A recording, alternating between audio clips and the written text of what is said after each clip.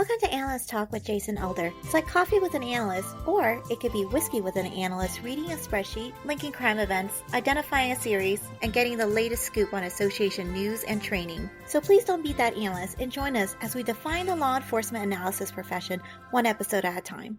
How we doing, analysts? This is Jason Elder with another deep dive, and this time we have real time all the time. And joining me is the National Real-Time Crime Center Association President, Nikki North. Nikki, how we doing? Good. How you doing, Jason? I am doing well. We are both Floridians, and I mean, it's an oven out there, and we're just sweating through it. That's right. I shouldn't complain. In January, I'll be saying it's too cold. Exactly. Even in Florida. There's always that 1 week. Exactly. All right. So today, for those that may be new to these deep dives, Analyst Talk with Jason Elder is going to continue to do the interviews and to interview the analysts to get their background contributions and perspective on their profession. But we are going to be sprinkling in these deep dives to talk about specific topics in law enforcement analysis. And this segment is going to be dedicated to all things real-time crime center, hence the name Real Crime All the Time. So this week, what we're going to be talking about is utilizing city cameras for public safety. It's certainly an interesting topic. It's certainly a lot of cities now have access to cameras, and using those cameras in certain situations has become regular business for police departments and real-time crime centers. So, Nikki, I'll just give you the floor and just have at it. All right. So first things first, I know everyone is always thinking Big Brother is watching the second you hear about city cameras and license plate readers and all that technology. That is not the case. We're not sitting there watching you pick your teeth at the traffic light or play with your hair or anything like that. We are using them to solve cases, whether it be a missing person, a stolen vehicle, robbery, shooting, anything like that, you name it. That's what we're using the cameras for. Something that my agency does, it's a little unique that not everyone else necessarily does, is we actually utilize them for traffic crashes as well. So a lot of the time we will send our responding deputies a traffic crash video before they even get on scene if it occurred in an intersection that's on camera. So it also helps significantly reduce down times that they're spending on calls because they're able to watch the video firsthand instead of listening to he said, she said. So that's some of the big pieces of it to start off for sure. All right. So obviously it's public situation and these cameras are on all the time and they're recording all the time. These real-time crime centers have access to all these cameras. And so I can't remember, in your situation, you probably do you have cameras in which you can actually control the movement of the camera? We do, yes. So we are able to rotate ours in the live version only, that they're 360 cameras. Okay. And when you say the live version only, what do you mean by that? So wherever a camera is placed, it is recording. So whatever it's looking at that point is what's recorded. So if we move a camera while we're viewing it live, it's going to record exactly that angle. So it's not getting the full 360 all the time. Where that camera is pointed is what it's recording for us. Yeah. Well, that can be annoying too if it's just turning on its own and you're like watching for you found one thing and then it keeps on turning until it's out of view, and you're like, oh, I was enjoying that movie until it turned off. So in terms of utilizing this information and having access to all of this information, and you went over the different types of crimes. And I think one of the things that I've heard recently from other analysts on the show is they've used the cameras to track movements of people throughout the city, being able to connect certain cars and being able to track certain cars as they went about throughout the city from one camera to another to another to another. So that's actually another big thing we use them for. For an example, a good case that we had that got a life sentence late last year or early this year, one of the two. We had a robbery reported as a robbery that ended up being a homicide, and it was a boyfriend had shot his girlfriend and said he got his gun taken, and we were able to utilize the cameras to confirm our own story and not what he was telling us. So camera by camera, we were able to create a full timeline of where he had gone up to the point of taking her to the hospital after shooting her. So they're great for timeline developments, or if you have an address for someone, trying to see if they actually drive towards that residential area.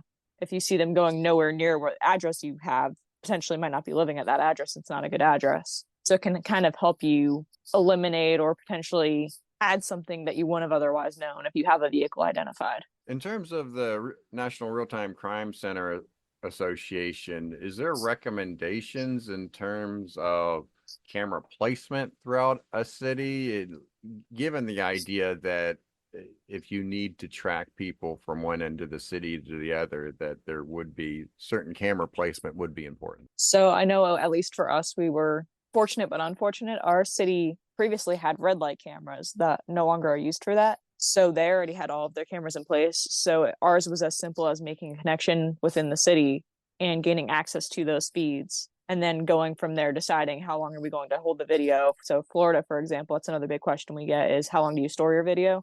Florida, you have sunshine law, so we have to hold all of our video for a minimum of 30 days. So that's exactly what we do. So we were fortunate, though, that pretty much all of our main intersections that we would have wanted were covered, and we can strategically add in cameras based on kind of our blind spots. Other ones I'd probably recommend if you don't have that luxury. Of course, entry and exit points in and out of your city and county are definitely the best starting points. You want to know when someone's coming in and you want to know when they're leaving. And then you can kind of fill in from there. It's obviously more ideal if there's a traffic light there or something already, that there's power to make it a lot easier. But there's other options around that. You could always do solar panel based cameras if you needed to at least have something. So there's different ways around it if having fiber or electricity or something running to it is an issue. All right, Nikki, take me through your process. Because what I'm looking for is you're in the Real-Time Crime Center, a live event is going on, you're using the city cameras, and just go through maybe some standard operating procedures, things that you like to do. Just walk us through your process as going from beginning to end. You have a live event and you're using the cameras and you go. Yeah, absolutely. So we're always monitoring. We all have portable radios at our desks, so we hear everything as it's coming in. So in addition to listening to the live calls, we're watching our CAD screen as a call is getting entered too. So as soon as we have a call where we know we can help with, we are immediately pulling up cameras, confirming what exactly we're looking for. So if it's a specific vehicle, so if we're looking for a black lifted Ford F-150, we're going to pull it up in our license plate readers and get a picture of that and see if it has any unique identifying factors. Maybe it has black rims, maybe it has a sticker, maybe it has a dent, just something unique to look for when you're tracking it on those cameras. So we will then go into following step by step and providing live updates over the radio. And that'll kind of drop off. Like if there's a deputy or an officer that gets behind it, we'll let them take lead. But basically, if we're going over the radio, we want it to be something that's relevant and important. We don't want to take the radio channel from anyone. We want officer safety to be our top priority. So when we're giving something over the radio, it's relevant to what we're watching. And if it is anything slightly delayed, even if it's by like 10 minutes, we'll put it in the CAD notes at that point, and we'll let dispatch or deputies or whoever update it and read it, because we don't want to overstep someone else because of that officer safety element. And then beyond that, if we're not necessarily live, another thing we'll do is say it's a 10-minute delay. So instead we're backtracking on video. So it's not as important for those live updates. One of the things I personally like to do that may not sound like a time saver, but in my opinion it is if I'm developing a timeline, so I know it went through this intersection at this time, I'm going to write down that time and I'm going to immediately save that video rather than having to try to re-find it at a later date, because if something else happens, you're just backloading yourself. So if I know it went through this intersection, save that video, write down that time, keep following it. Again, I would only do that in a historical situation, so that's more of the crime analysis element. But the real-time stuff, like I said, that we're going over the radio step by step until someone's able to get it behind it and actually provide live updates of what they have eyes on. And then we'll still keep following it on the cameras, though, because in case that deputy or officer does lose it, that it gets stuck at a red light, turns somewhere, we still have eyes on the vehicle as an extra set. So as you're following a particular vehicle and you're going through then, so like this, everything's being recorded, but like, is your steps being recorded? Meaning like you switch, your computer switches from one camera to the other to the next as you're following this. Is that being recorded, or is that part of that documentation that you're talking about? Like, oh, That's okay, this yep. is I need to make a note of this for later. Yep, that's part of our documentation. So that's one of the big pieces of why we will go over the radio. So when we're relaying vehicle turns south at this intersection, dispatch is immediately treating us like an officer in that scenario and putting that in the CAD notes, so it's documented for us at that point. Okay. So that way, if you did need to go back historically and save that video, you can look at the CAD time and you at least have a pretty good idea of when it happened. Okay. And then the cameras themselves, I mean, most of these are what we had talked about before. These ones aren't necessarily maybe ones you're taking control over. You're going through and you're flipping through different cameras looking for maybe a particular, in your scenario there, a particular car. Right. And we do have the ability to move them around if we need to. So if we see a car stops at a light and they look like they're about to turn, at that point we can move it to see where they go when they turn. Okay. And then, yeah, is there anything else in terms of what best practices that you like to do, or maybe some standard operating procedure as you're in this moment? I think a big piece is that people don't think about is one thing that's incredibly beneficial when you're doing this is to have more than one set of eyes. You're able to verify what you're seeing. So we try to ideally have at least 2 analysts in our crime center at all time. One is operating those cameras and the other one is the one relaying it over the radio. And you're kind of cross confirming with each other in the process. Hey, that car's turning. I'm like, yep, that car's turning. That's when I'll go over the radio. So it's kind of nice to have that extra verification because your officers and deputies are relying so heavily on what you're telling them to be correct. Oh, I see. No, that's it. That is a good tip. And certainly for the analysts, there's obviously the real-time crime center aspect of it. Something's going on now, and we need to look at these cameras now. But as you mentioned, in Florida, you keep it for 30 days. So then if it's now time has passed and the analyst comes in, now you're looking at situations where now you can go in and retrieve data, camera, video, to then go through and rewatch. Exactly. So we'll get, say, and most of the time crimes aren't reported as they're occurring. That's more typically license plate reader triggered, for example, if we're tracking a stolen vehicle or a missing person, or if there was like a shooting or something that just occurred. Those are your chances for live. But most of the time, as everyone's very well aware, it's normally a minimum of a 20-minute delay on a good day. Normally it's a few hours or a few days. So getting that information later is at least a good spot where the analysts can play in, because you're still able to utilize that video in the same way with less of an urgency factor, which makes it even better too. Do you have at your agency any software that helps you when you're going back through and maybe you're looking for something that's in the video library that helps you search? We're starting to integrate some of our cameras to get some of the advanced analytics into them. So some of the stuff where at least like gives you some quick options for vehicle colors, vehicle makes, that kind of stuff. So we'll use those as good preliminary things, but we always still will verify as far as we can before we go based on just that preliminary stuff, that it's at least just a pointer system with the advanced analytics and not necessarily this is it. Okay. Yeah, because I mean, it can be pretty daunting. You said 30 days. How many cameras do you have at your agency? Throughout our city intersections, we got about 50 of those alone. Yeah, 50. So that's 30 days times 50.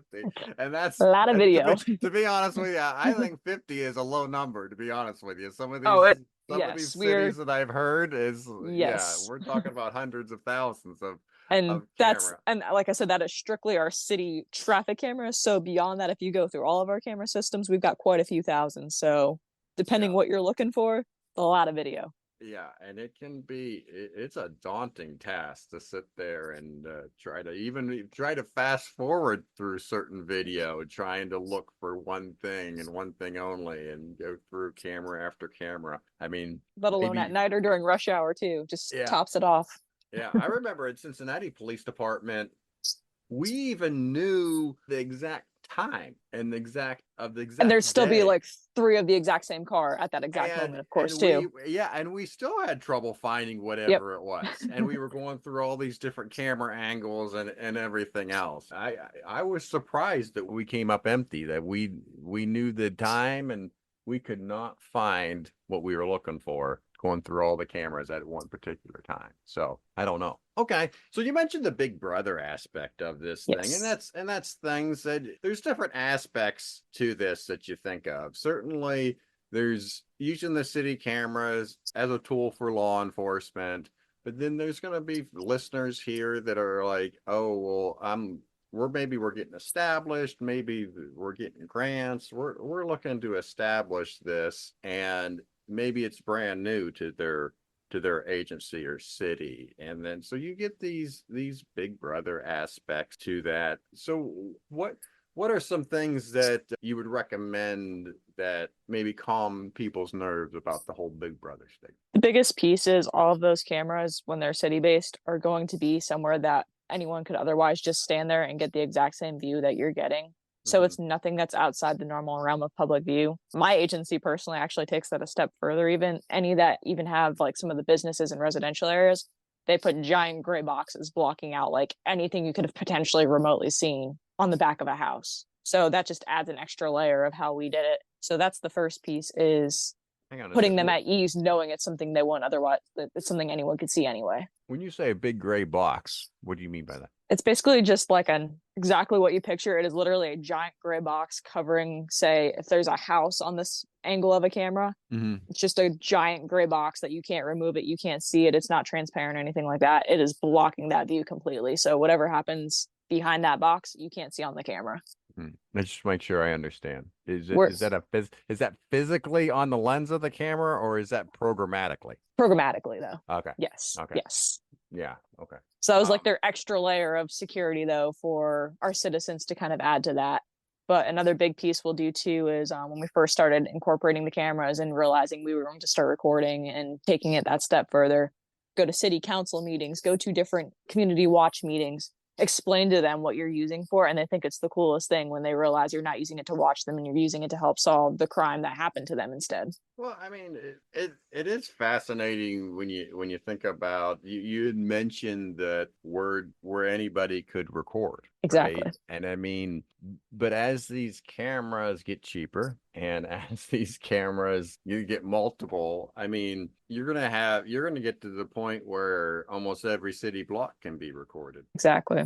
At some point in time. And it's really, I think the only thing that, and you can correct me if you think I'm wrong here, the only thing that stops the city or law enforcement is the recording capability. Like that aspect of having the servers to record all that is really what probably prevents most people. Like the cameras themselves are cheaper enough that you could put them anywhere and keep on putting them up, but I think that's part of the way of keeping that rapport with your community, though, is making sure you're not just putting them up in the actual residential area, you're putting it on that street corner instead. So that's how you keep that rapport, to keep that trust, so that way when you are using them, they know you're using them for good. Yeah. Now in Florida, since there's the sunshine laws, can people request footage from these cameras? They can. So we have it still going through our records department, that there's still a fee to go with it, like any other public records request, and then they just forward it to us. But they are ultimately able to request video, which just further adds to that element of proving, hey, anything we see, you can see. The crash video we sent to our deputy, you can ask for that exact same video and we're going to give it to you. What about, this is probably more putting on your president hat now, what about other states that maybe don't have the sunshine laws that Florida does? So that's kind of where it'll vary if people decide to store them or not. So it's definitely very specific to look at your state to see what recording requirements are. A lot of people, when they're first starting up, and we did the same thing when we first started it too, we did just keep that live video only, because at that point there's nothing to record, so there's nothing to public records request. But adding in that recording is where you go from only being able to use them for real time to also being able to use them for your crime analysis unit. So it kind of definitely does vary state to state, though, and is dependent upon how exactly your public records law works and how long it says you have to hold video or any other request of information. All right. Besides the managing the servers in terms of recordings, what are some other limitations to city camera? I would say that's definitely the biggest, is having the correct amount of storage. As you said, I mean, ours is a smaller amount, having 50. So imagine having 30 days worth of those 50 cameras, let alone all the other ones we have. So I would say that's definitely the biggest limitation, because that comes into budgetary then too. So I would say budget is the next biggest limitation. Like I said, we were fortunate that our cameras were already in, so we only have that extra recording storage fee. But some others, if you don't have any cameras already established, you're paying for that startup to begin with, to potentially run the fiber, to get it running, pay for the camera system itself, and then to then integrate it into a platform where you can actually view it too. All right. And then what do you think's next? Like what's coming down the pipe, or what do you think we're looking at in 5 years in terms of I think cameras? the biggest piece would be how you had mentioned, to kind of having ways to narrow in your searches with those advanced analytics of like the vehicle makes and models and colors. I imagine that's going to be the biggest improvement on stuff like that in the next few years, is they're going to really start narrowing in. When I type in a red car, that whether it's daytime, nighttime, no matter what it is accurately going to give me every red car. Yeah, that is wild when you think about it, because I don't know what word you talk about that, but obviously it's putting words to video, right? So Exactly. it's saying that this is okay, red car, and it's like it's reading the video and It's almost like it's that there's a red car. transcribing the cars for you. Yes, yeah, it's transcribe, and transcribings are probably a good word for it. It's transcribing the video, so then you can use keywords in order to search. That's probably a good way of putting it, and so that is wild to think about too. But it's almost necessary, because you have so much footage that it's literally a needle in a haystack sometimes trying to go through some of this video, and if you don't find it, as you mentioned, you can lose it. I'm assuming there's ways, if you need particular to keep some footage longer than 30 days, if there's a way to do that. Yeah, your best bet at that point is going to be to download out whatever you needed. So typically I'm looking at July 1st from 10 a.m. to 12 p.m. and I'm potentially going to get information for that later. I can at least just save that 2-hour span of video, so that way I still have it to review at a later date. And then any tips or tricks or maybe little known facts that you want to add for this topic in terms of utilizing city cameras? Not really a tip or trick or anything, but I think what's most interesting to me from the analyst perspective is sometimes it's almost like a challenge to us when you see like you have some really obvious car description. You're like, oh, this one should be easy to find. And you will spend hours and hours until you find that car, and it's not as easy as you thought it was going to be. That it's almost like a game or a challenge of who's going to find it and then get all the information on it. And we will keep hunting in between other requests that come in. So I think that's what's kind of unique with it, is it's basically like a scavenger hunt almost for an analyst. So it's pretty much an analyst gold mine right there. Well, very good. And then just finishing up then, for the Real-Time Crime Center Association, any news or upcoming events? We do. We have our annual conference coming up here, August 26th to the 29th in Scottsdale, Arizona. So if anyone's interested in attending that and you haven't already signed up, go check out our website at nrtcca.org and you will find more details on there about that. All right. And we will put additional links in the show notes as well, and ways to contact Nikki if you want to contact her. My work one's the nnorth@flaglersheriff.com, and then my association one is just nnorth@nrtcca.org. If you have questions for the show, this segment in particular, you want to have questions specifically about real-time crime centers, you can email us at leapodcasts@gmail.com. All right, Nikki, thank you so much. Appreciate the time. And then I know that next time we're going to be talking about body cameras. So we're going to go from the street cameras to the body cameras on officers. So that should be an interesting discussion as well. But I appreciate your time here today. I'll give you the last word. Thank you for having me, and keep it real time, everybody. Anything you ever need real time, absolutely feel free to reach out to me. Thank you for making it to the end of another episode of Analyst Talk with Jason Elder. You can show your support by sharing this and other episodes found on our website at www.leapodcasts.com. If you have a topic you would like us to cover or have a suggestion for our next guest, please send us an email at leapodcasts@gmail.com. Till next time, analysts, keep talking.